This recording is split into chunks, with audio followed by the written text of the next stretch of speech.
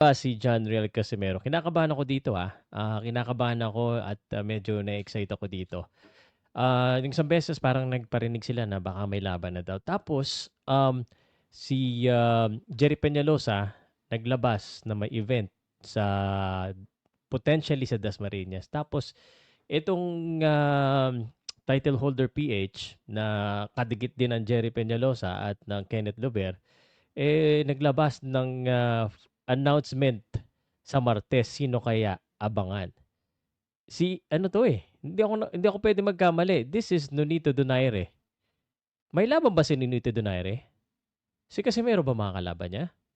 At, anong update kay Eman Bacosa? 'Yan, may laban din si Eman Bacosa just in case 'di mo alam. Pag-usapan natin yung mga laban this weekend. Papaano kaya kung si Casimero at saka si Donaire yung maglaban? Podcast Sports, the number one independent sports voice of the Philippines.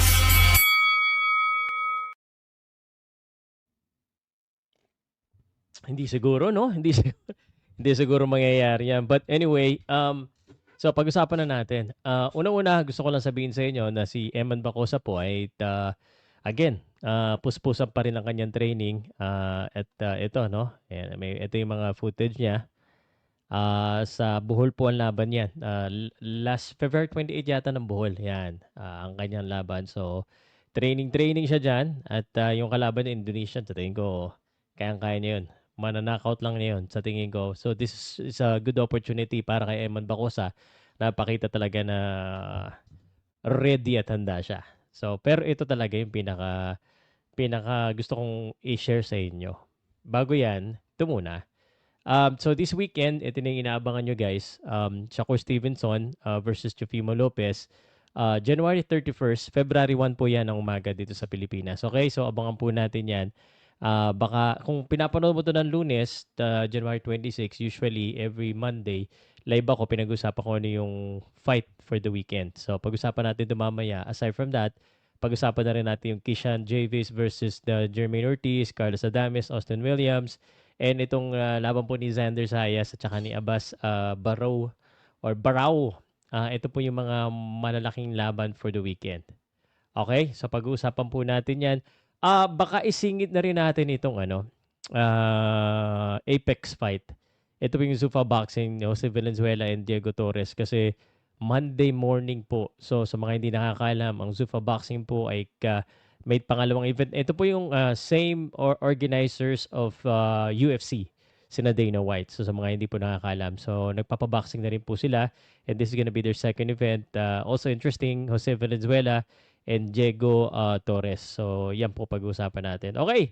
So pag-usapan na natin ito, no? Nonito Donaire, ang, I don't know kung updated yun, no? Nakikita natin sa mga post po ng Omega Boxing Promotion that is currently in Cebu.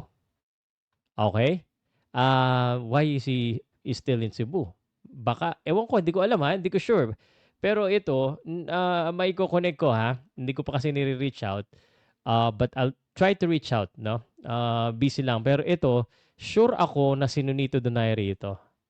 Itong ganitong ano, kilala ko yung silhouette ni Donaire kasi isa ito sa boksingero na hinahangaan at fina-follow ko. Fight announcement daw sa Martes. Ang title holder hindi promoter. Ang laging sinusuportahan ng title holder is basically ito pong, Jerry Pence most of the time. And si Kenneth Lover ang boksingero na hinahawakan nila. Ano, si Kenneth Lover ba tsaka si Nonito Donaire ang maglalaban? Wow! Pag yan ang mangyari, ewan ko lang, no? Grabe yan, matindi yan. Kenneth Lover versus Nonito Donaire. Iba nga naman Casimero kasi sabi nila, naalala ko pa noon, hindi ko alam kung naaalala nyo.